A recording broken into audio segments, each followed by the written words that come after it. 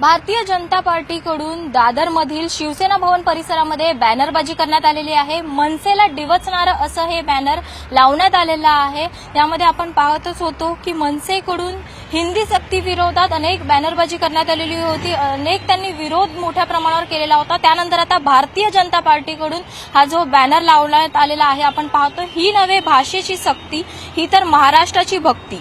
तोडत नाही भाषा जोडते, साऱ्या देशाची संवाद महाराष्ट्र देतो साथ।